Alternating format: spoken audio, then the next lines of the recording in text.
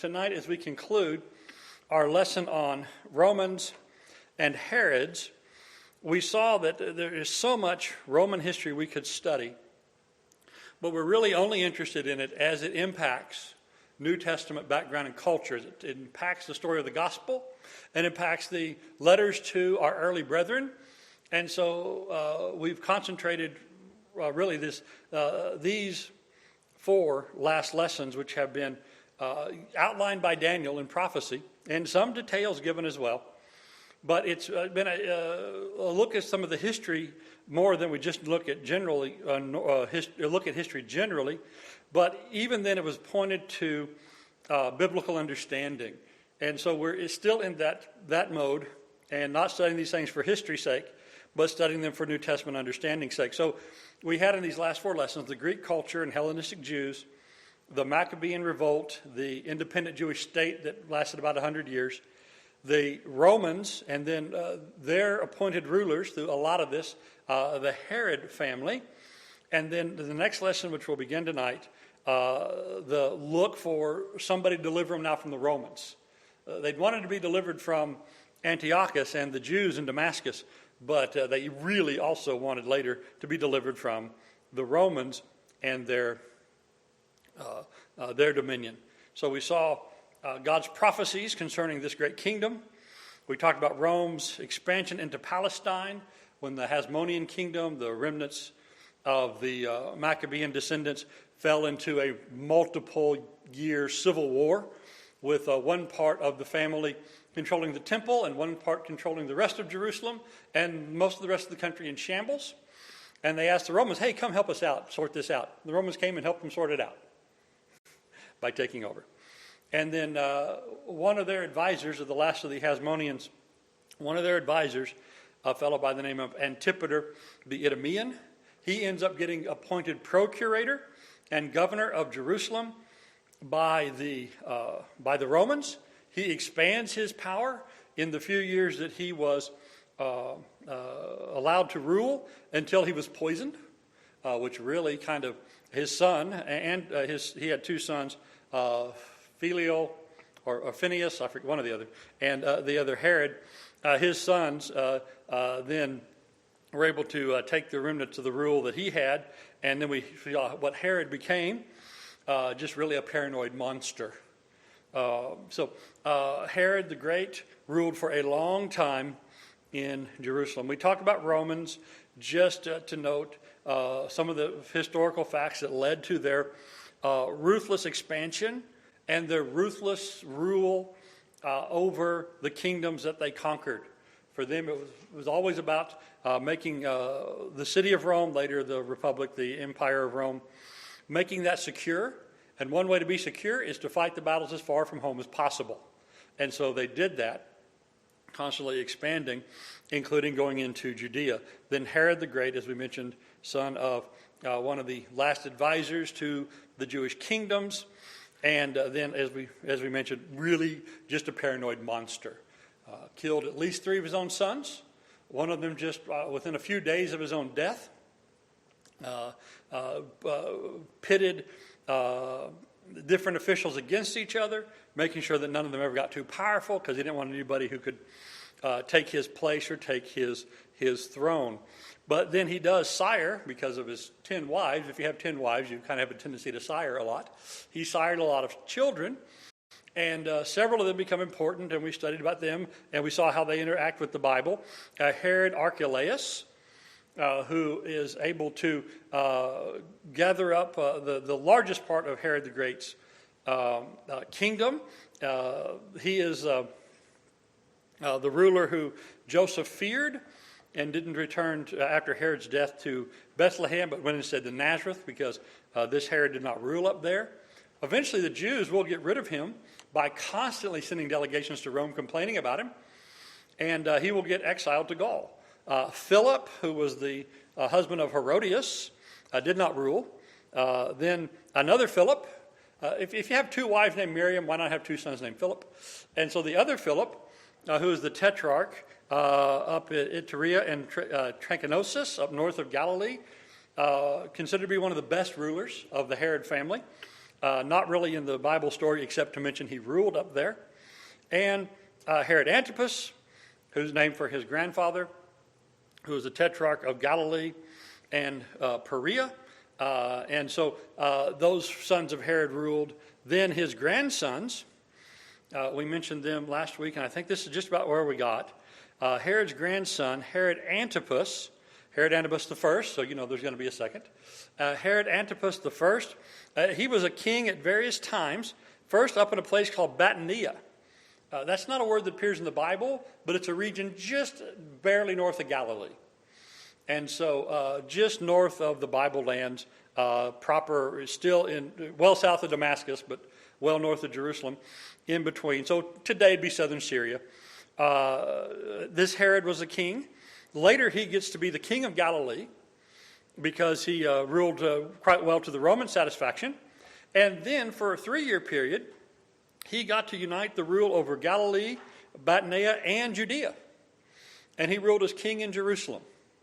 But we know that went to his head because we find him mentioned in the New Testament history. We find him in the book of Acts. And the Herod in the book of Acts, in Acts chapter 12, how do we find him first? What do we find him doing? He's persecuting the church, and he takes one of the apostles named James, and he has James put to death. And the Jews like that so much, what did he decide to do? Oh, yeah, we'll do that again. They like that. Let's do that again. And so he arrested Peter, and Peter escaped his clutches. And then at the end of Acts 12, we find him making a trip up to Tyre. And Tyre was a seacoast city, mainly known for its port. Well, he controls all the land inland behind them. And one of the things he controlled inland behind them is he controlled all the grain fields. And so if a fellow comes to visit your town, and he's the king of all the areas where you get your grain, how do you treat him? You treat him quite nicely. And they treated him with great flattery. And in Acts 12, what did the people say? The voice of a god and not a man. He speaks like he's a god. Josephus records that on the occasion, he was wearing this great robe woven with silver thread. And when he holds up his hands to take their adulation, he just glistens and glitters. And, it's his Nebuchadnezzar moment. And, of course, once you have a Nebuchadnezzar moment in that sense, what other Nebuchadnezzar moment do you get to have? You get to be taken down by the Lord, and God struck him.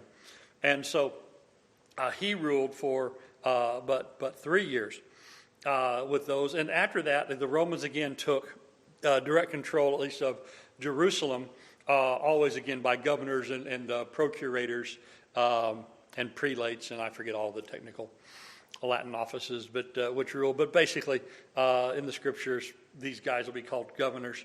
And so we had that Herod, but then we have, as we mentioned, the next set of Herods.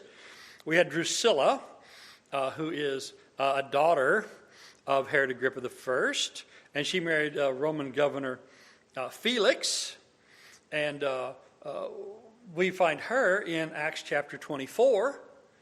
We find actually more of her husband than her, but what was it her husband liked to do? Which, I've got to say, it's not a bad pastime, by in and of itself. But what was it her husband liked to do? Yeah, have the Apostle Paul come give him speeches and lectures and entertain. You think Paul was a good speaker? You think they were informative talks? Think they were intellectually challenging talks? I think they were probably all of those. Of course, what else were they? Convicting talks. Because what did the Apostle Paul like to tell Roman governor Felix? About 3 things the scriptures say.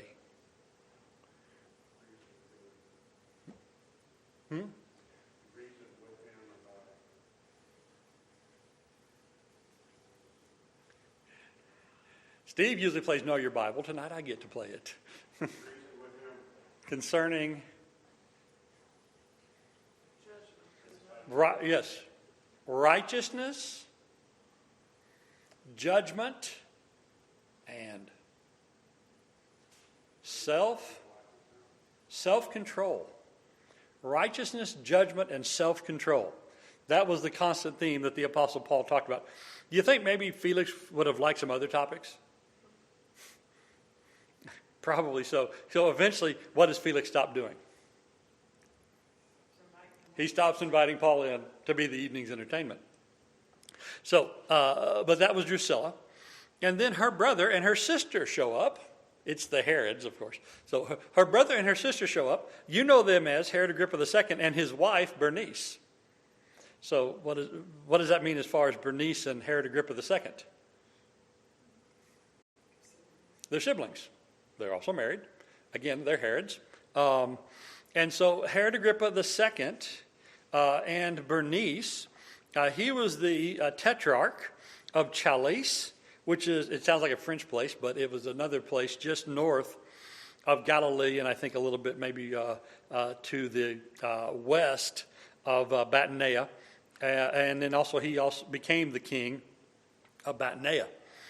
And so they are there as well. And again, that's today in the south end of Syria in modern times, just north of the modern state of Israel. And he actually rules all the way up to the year 100 AD. He had a very long rule, and by Herodian standards, very calm. And so he's one of the few, other than Herod the Great, who has anything at all that would be considered to be a long rule. And his really was an exceptionally long rule, as he was a ruler up in that region for a little bit of over 50 years.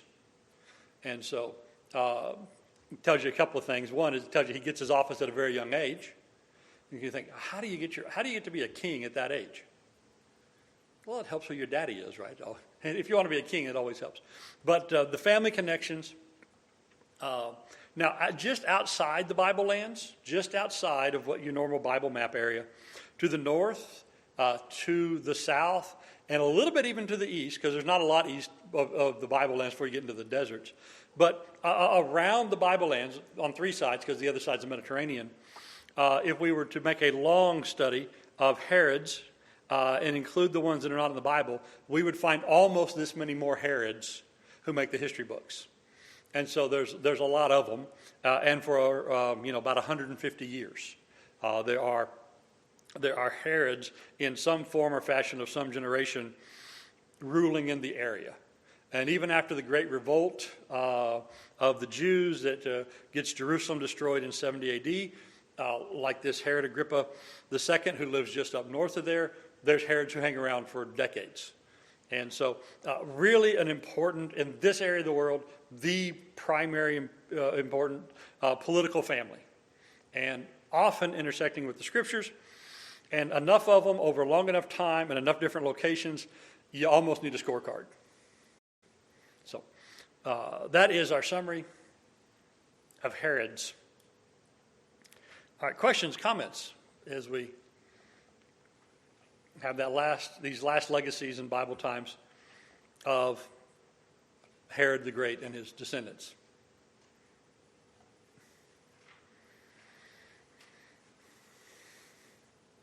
If there isn't anything else, our prepared questions from the text.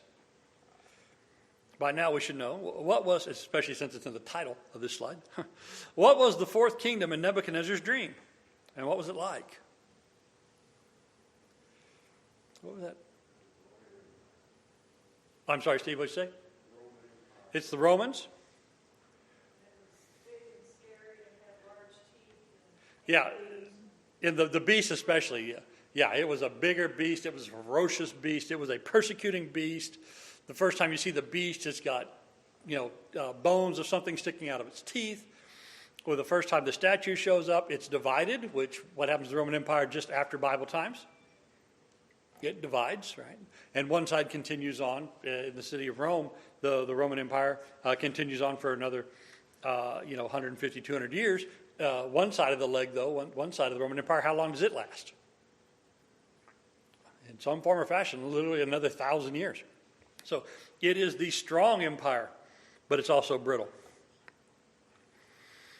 Why was Rome so concerned about stability and thus also rebellion in their empire? Yeah, they don't want to lose control. In the formative years of Rome, just as they began to start expanding, we mentioned the guy from Carthage with the elephants. Hannibal, thank you. Drawing a blank. I was wanting to say Attila, but it wasn't. Wrong barbarian. No, actually, Hannibal was a very cultured man. Hannibal roamed around the Italian countryside and Roman lands for 15 years. And they could never move him off the battlefield. And so just imagine, you had a 15-year campaign to get rid of an enemy who is got a large army in your territory, in the formative years of your of your state. And so that really seemed to kind of affect them, and they stability and concern about people disrespecting and disregarding their authority was stamped in them and ingrained in them all the deeper. I think it was probably there before Hannibal showed up, but after his marauding and the inability to defeat him, it really stung them hard. And the only reason they got rid of him was political subterfuge back in his hometown. They basically corrupted his Senate so that his army lost the material support to wage war. And so they learned that politics is war by another means in those Punic Wars as well. So what were some techniques that Rome used to control so many disparate territories? How do you control such a wide empire?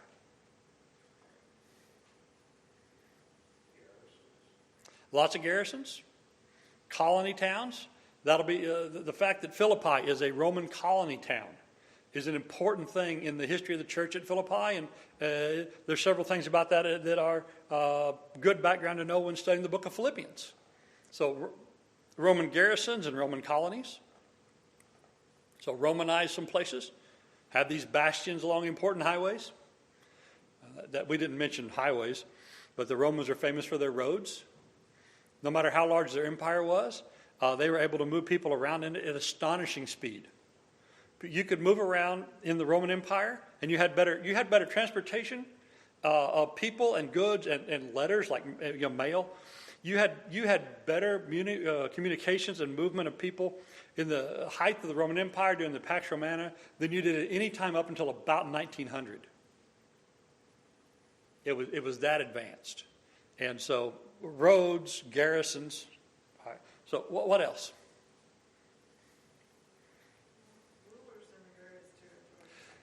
Right, they were very careful of who they put in charge, which is why they keep putting these Herods in charge, because once the Herods had a decent track record, what'd they do? They kept trotting out Herods, and there was a bunch of them to try. But they always made sure that these sub-rulers, they always made sure that they were loyal to Rome first. If they weren't loyal to Rome, what would happen to them? Here come the legions, here come the smashing. Just about that blunt about it. With giving wide autonomy where it didn't affect Roman stability or Roman rule, giving the locals a good bit of autonomy. But at other places, if you couldn't do that, just sending in a Roman to rule directly, like they keep doing in Jerusalem. This is something that was common. We also, when we study about, for instance, in the Gospel of John, and we study about the high priest at the trial of Jesus. And how many different high priests does it seem like there are when we study about the trials of Jesus? There's at least two of them. And you think, well, why are there two high priests? How many should there be? Shouldn't there pretty much be one? Why are there two? The Romans keep swapping them in and out till they get one they like. But the Romans were kind of handicapped in that because the Jews would only accept the ones from this one family, right? And so they kept shuffling through that whole family until they found, one that was more palatable than the last one. But that Roman domination, that Roman interference plays a part even in the trial of Jesus, doesn't it? Because they're in charge. So this kind of behind the scenes, bribe them, threaten them, corrupt them, ply them with women, ply them with liquor, threaten to send them to Gaul, threaten to, do some kind of horrific torture. It was all part of the playbook. And it was all part of this Roman absolute, fanatic zeal, really this Roman fanatic zeal to have Roman superiority. And as long as you let the Romans be superior, things got real peaceful. And what did most people most of the time decide? We're just going to go with it. Okay, that's not a great deal, but it's a lot better deal than the other deal they're offering, isn't it? And so this is important. And don't we see this kind of Roman interference or Roman governance style? Don't we see this in a number of the stories and the backgrounds of the Gospels? And in the book of Acts, we see this. We see this regularly. 4. How successful were the Romans at maintaining internal peace and security?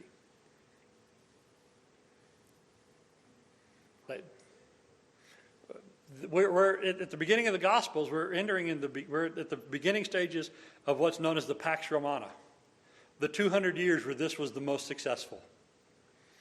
Now, the one big scar on the Pax Romana is what happened in the Roman province of Judea, because it's in the middle of this Pax Romana that the Romans have to deal with the Jewish Great Revolt. And how do they deal with that? Absolute total sledgehammer, right? Absolute total sledgehammer. And did they mind depopulating a province if it got peace? They didn't mind it, did they? And I don't think the Jews ever thought that would happen to them. Because where were the Jews? They're back in the promised land, right? How long had God promised the Jews to have that land? Yeah, they read the prophecies as being, basically that was their land forever. Would anybody ever throw them off the land? Oh, well, Nebuchadnezzar did, right? It's punishment from God. But after 70 years, they got to go back.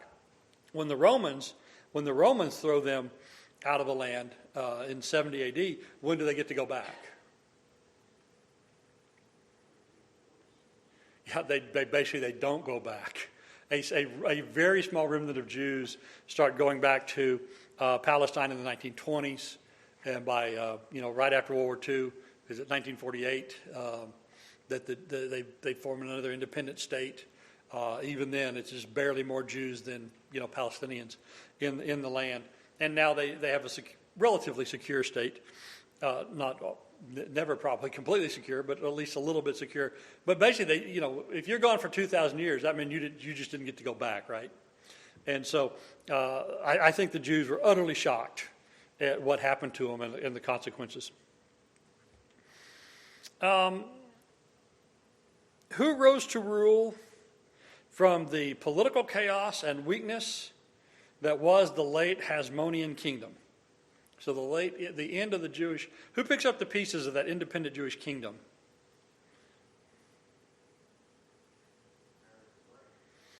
It is Herod's father has it for a little bit under Roman control, then Herod becomes the inheritor of that and the first real strong ruler, and he rules for 40 years. And so by intermarriage to that royal family, one of Herod's first wives, I think, maybe his very first wife, was a granddaughter of the high priest, was a princess in this Hasmonean kingdom, and Herod is the one who becomes the successor to this Jewish hope of a kingdom, but it's directly under the Romans' authority.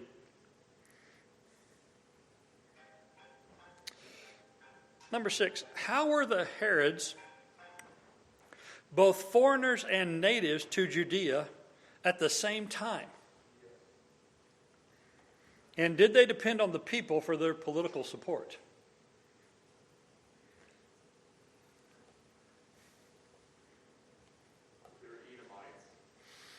Antipater, Herod's father, was a descendant of the last of the Edomites. They were Edomite nobility. And when Edom was conquered by the Hasmoneans, again, those are descendants of the Maccabees. When Edom was conquered by the Jewish kingdom, they had a forced conversion, as in everybody will follow the law and everybody's going to get circumcised right now. And some of the noble families were able to ingratiate themselves with, because nobles are nobles, right? Nobles flock together. And Antipater was, I think, second generation after that. Antipater rises to be a very capable and cunning, sneaky advisor to one side of the Hasmonean Civil War. And Antipater's wife was an Arab. And so Herod is the descendant of an Edomite and an Arab. And he becomes, by Roman authority, what? King of the Jews. Again, does it sometimes help to have a scorecard? And so he marries a Jewish princess whose grandfather was the high priest.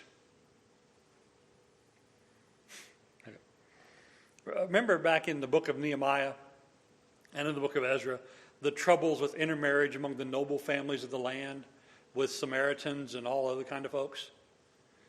Does that kind of thing ever seem to completely go away? So, how did he, with oftentimes no support from the populace, and sometimes limited support, how did he maintain a kingdom for 40 years? Legions. Roman legions. He's backed by Rome. So Herod is backed by Rome. He doesn't need to be backed by the Jews. He's backed by the people in charge of the Jews.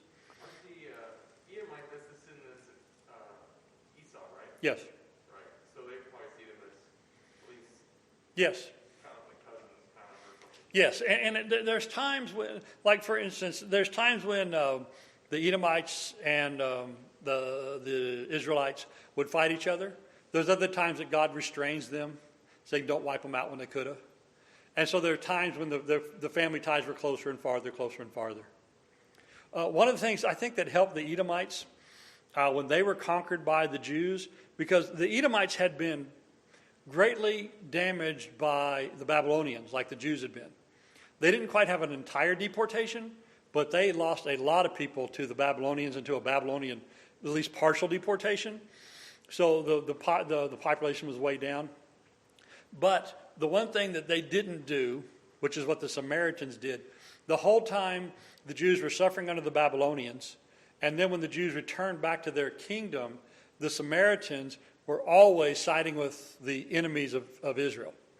And when the Greeks from Damascus and Antiochus, when they were persecuting the Jews, the Samaritans were active participants in it. But the Edomites weren't. So the Edomites, when they got taken over, it was a much more gentle and kind, takeover. Sort of like when Nazi Germany took over Austria, right? They're like, what's that? Anschluss, is that the term for that? Come join us, right? It was an invasion, but it was a very friendly invasion, And the takeover of Edom was something like that. They didn't put everybody to death. They didn't, oppress them horribly. When the Jews, though, in that intervening time, when they conquered Samaria, that was a hammer. And they tore down the temple at Mount Gerizim. They forced circumcision on everybody. And it's one of the reasons why in the New Testament, especially the Gospels, how much antipathy is there between Jews and Samaritans.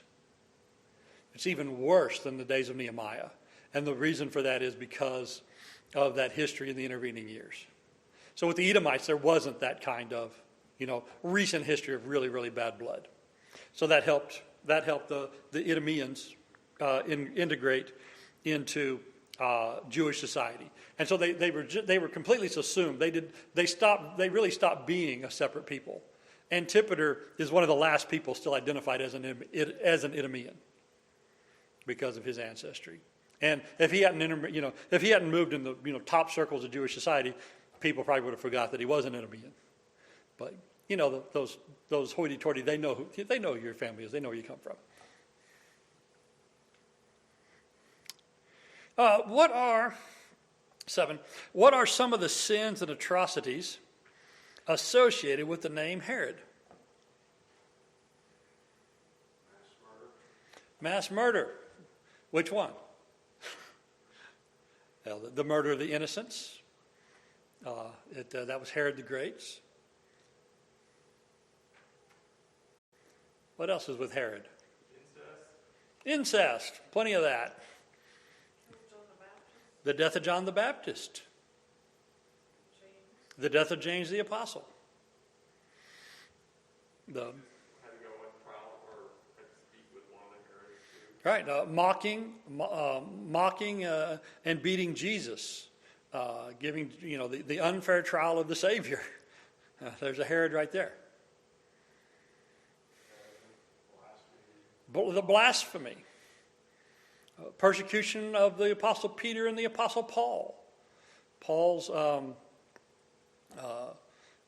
Roman trip probably could have been avoided with a little bit better action by a couple of different Herods who could have helped out and had justice prevail. And so, yeah, it's a lot of things. It's one of those, again, with all the Herods and all the atrocities, you pretty much need a scorecard.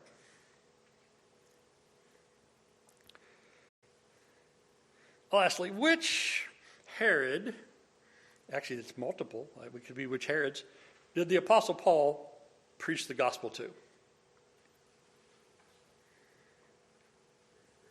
Herod Agrippa II, also Bernice, his lovely wife and sister, and also Drusilla, the wife of the prior governor. So just imagine, you get direct Roman rule. Oh, we finally got rid of these Herods, and that guy marries a Herod. Then the new Roman governor shows up. Okay, we finally got rid of the Herods. His first guest of honor, King Herod and his lovely wife, Mrs. Herod, his sister. I can't imagine. And for all that we've ever complained about too many Clintons or too many Bushes or too many Trumps or too many Rockefellers, if we're going to go back to a different prior political generation, too many Comos, just name a political dynasty. We are so fortunate. Just imagine if we just had 150 years of Herods running loose on our land. Okay, so that was the Herods, and that's the Romans. Final lesson, unless there's additional question or comment.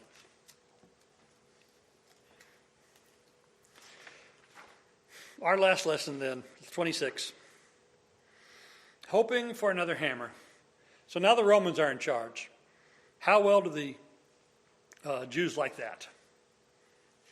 And how many of them are thinking, well, we got rid of the Greeks. It was kind of tough. It was kind of harsh, wasn't it? I mean, we almost had to resort to cannibalism, or resort to cannibalism there for a while. They shut the temple down for 3.5 years. But what eventually happened with those Greeks? We ran them out. We ran those Greeks out of here. And when we ran the Greeks out of here, what kind of kingdom did we set up then? Well, one with a Jewish king, where he's related to the high priest. Sometimes actually was the high priest and the king. There's one of those guys had that office for a little while at the same time. And they expanded their territory. And was that, for the Jews of Roman times, was that ancient history?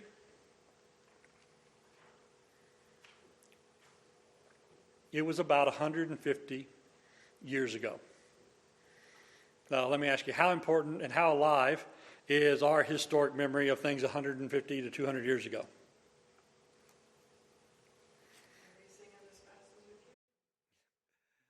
You know, do the stories of our patriotic ancestors and the wars they fought and the things they did, does that still, get the pulse going? Does that still stir the mind? Yeah.